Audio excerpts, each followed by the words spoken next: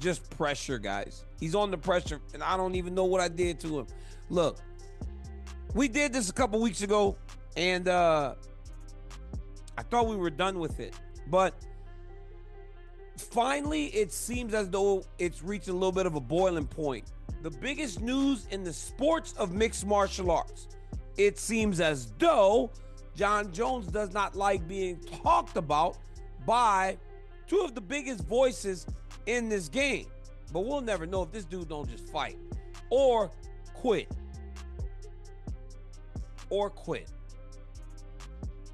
That's the truth. The heat is back. Cormier blasts Jones in a fiery rant, demanding answers as the heavyweight division hangs in limbo. For Daniel Cormier, Jon Jones refusing Tom Aspinall isn't a strategy, it's surrender, and the ultimate test of a true champion is now on the table. The long-standing animosity between Daniel Cormier and Jon Jones has once again erupted into the public spotlight. Cormier, now a respected analyst and podcaster, reignited their bitter rivalry by questioning Jones's future in the UFC and accusing him of avoiding a unification fight with interim heavyweight champion Tom Aspinall. These remarks have not only escalated tensions, but also spotlighted the growing pressure on Jones to defend his title against legitimate threats. Their war of words has brought new life to one of MMA's fiercest rivalries. Jon Jones just won't pressure.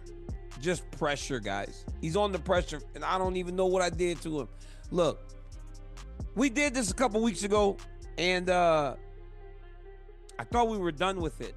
But finally, it seems as though it's reaching a little bit of a boiling point. Now, there's things from both sides, and we will get into that as the video goes on. But first and foremost, a couple weeks ago, I said to Jon Jones, go fight Tom Aspinall, leave me alone. I thought it was good. Chael and I host a podcast. Chael and I are on The Ultimate Fighter together. Chael and I are tasked with talking about the biggest news in the sports of mixed martial arts.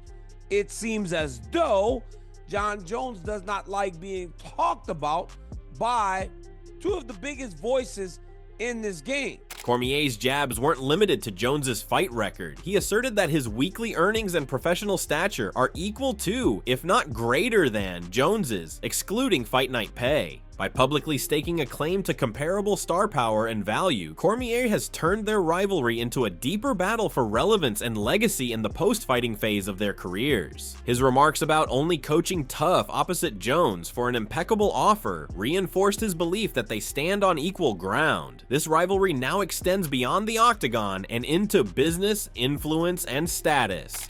Jon Jones's resume is impeccable. Jon Jones's resume matches up, if not exceeds, everyone in the business. Jon Jones's star power, his ability to sell, matches up with anybody in the business. Jon Jones and his ability to bring eyes matches up with anybody in the business outside of Conor McGregor. But guess what?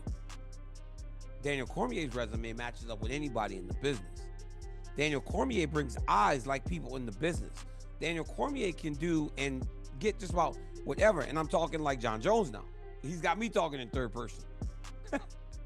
All of that is true. So when they come to me and say, hey, I would like you to coach this show opposite Jon Jones, knowing the history, they have to come with a nice offer that would pique my interest. Let's say I turn that down. If that money was more than I make in a year, in a week, with the jobs that I do, wouldn't I have jumped at that opportunity? Nothing would have stopped me from going to get that opportunity. Jon Jones don't make more money than me in a week. Jon Jones makes more money than me when he fights. Furthermore, at the heart of Cormier's campaign is his call for Jones to face Tom Aspinall. He argues that anything less than accepting that challenge is tantamount to quitting. To Cormier, it's not just about belts or legacy, it's about being a fighter. If Jones refuses to defend against the top contender, Cormier believes it exposes a gap in the champion's fighting spirit and casts doubt on the legitimacy of his current reign. For Cormier, fighting Aspinall is not optional, it's the test that defines champions. But we'll never know if this dude don't just fight or quit.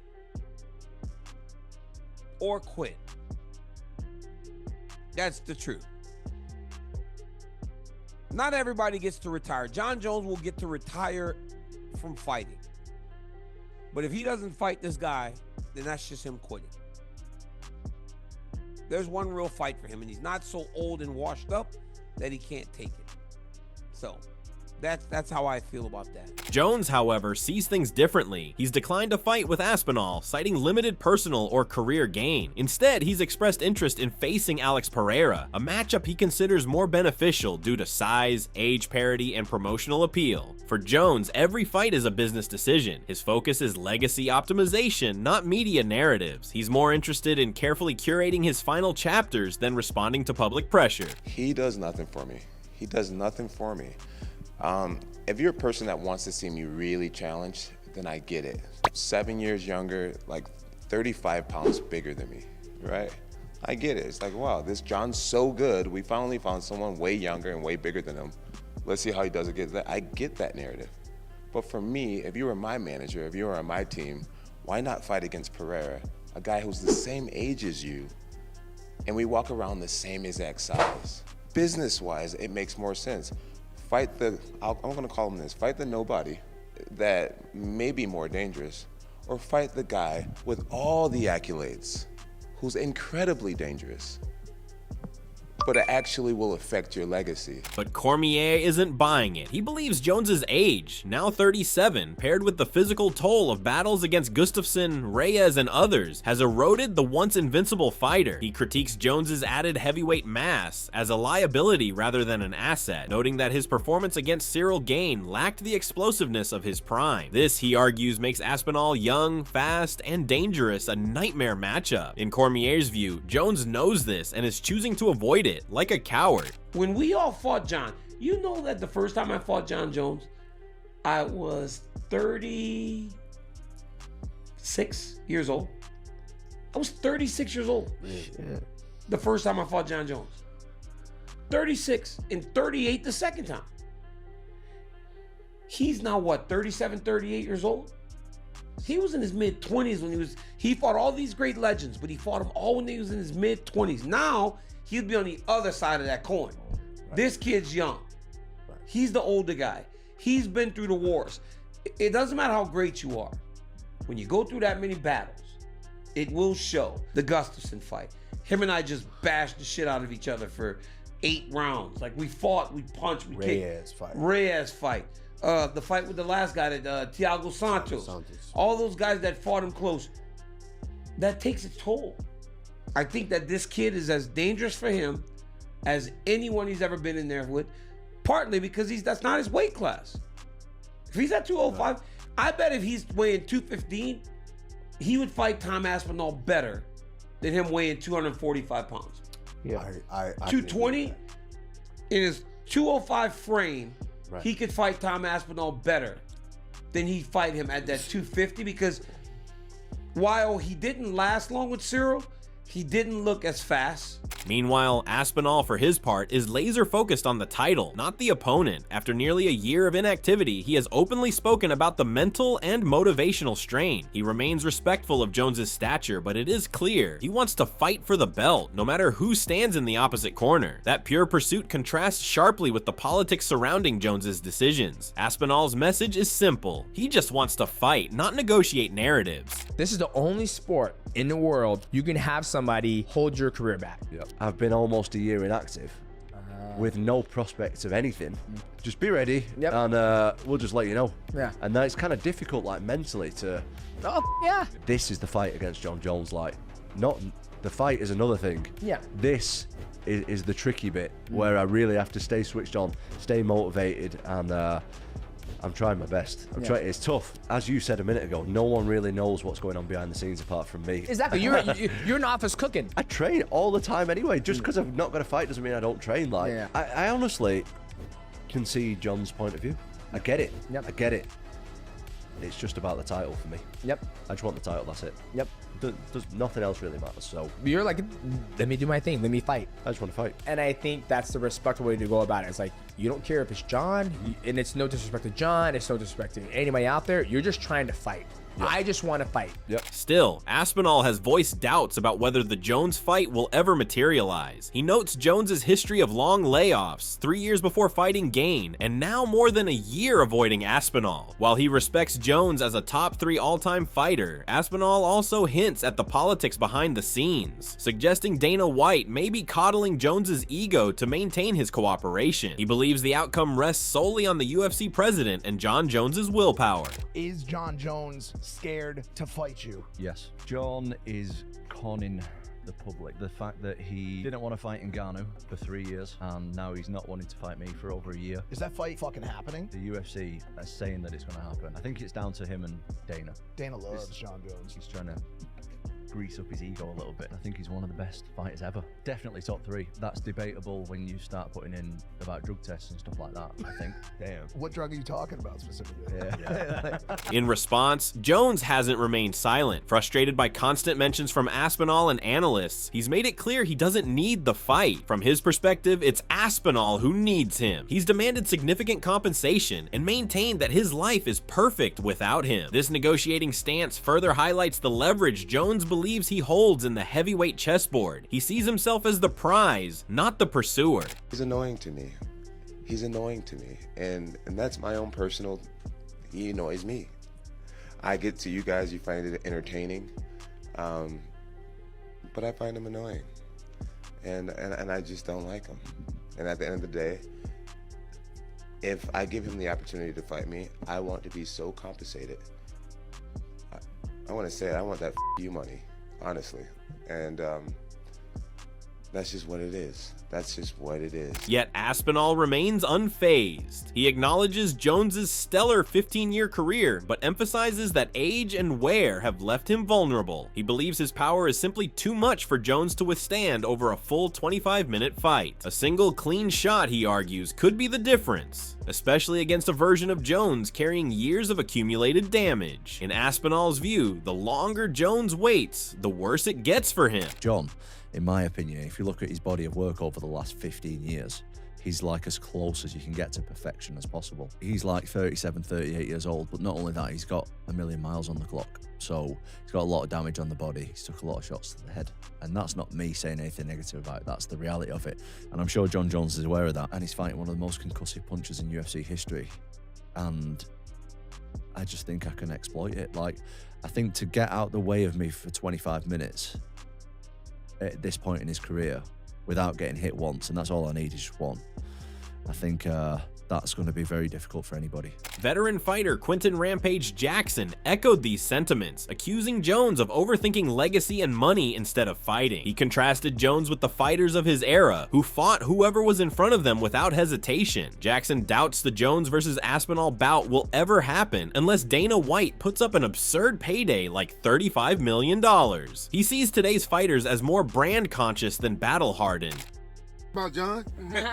no, but that motherfucker, he more worried about his legacy than just being a fighter, and that motherfucker holding out for a whole lot of money. I can't blame him for that part, holding out for a whole lot of money, but you know what I'm saying, back in my day in fight, we didn't give no legacy, like what ranking the shit you is. We like to fight, we love to fight. These new age fighters, they're athletes, they're not, a lot of them not fighters and hard, you know what I'm saying? You know, we fight and we never turn down a fight. We didn't hold out like that, so that's a whole nother shit. You know, Jones Aspinall doesn't happen. Interestingly, Jones has spoken about how his dominance often leads to his achievements being downplayed. He cited how fighters like Gain are reevaluated after losing to him, and how the public quickly forgets the danger these men posed. In Jones's mind, this undercuts his legacy and burdens him with a unique kind of criticism that few champions endure. He feels he's fighting perception as much as opponents. You know, I don't want to sound arrogant, but I think what it is being so good at what I do that it's just almost never enough. I'm very aware that, you know, that the Tom Aspinall is like, it's making more headlines than Stipe. You know, when I win, there's always an excuse, well, oh, he really wasn't that well-rounded, and it's hard to compare to any other fighter, because I don't think any other fighter in our sports history has ever had to deal with it.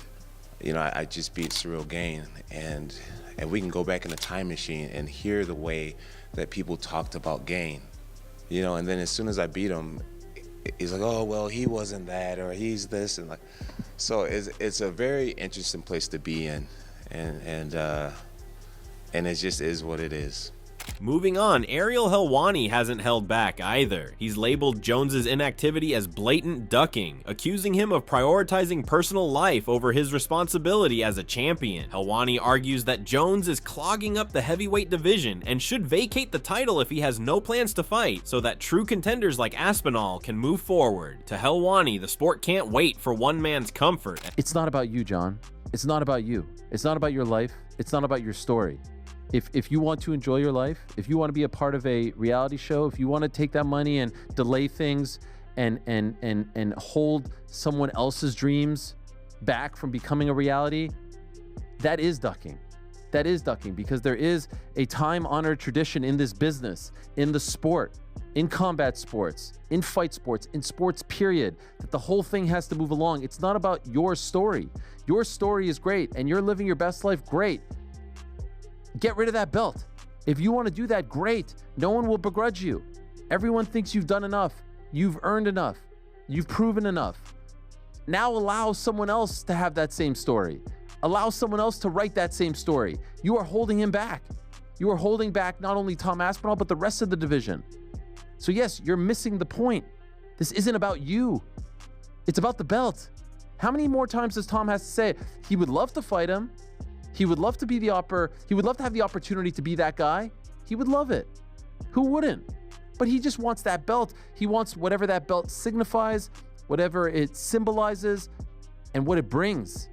It brings all the things that Jon Jones is enjoying right now, because if Jon Jones wasn't the most decorated champion, wasn't the greatest light heavyweight champion, wasn't the 2-division champion, he wouldn't be doing things like this.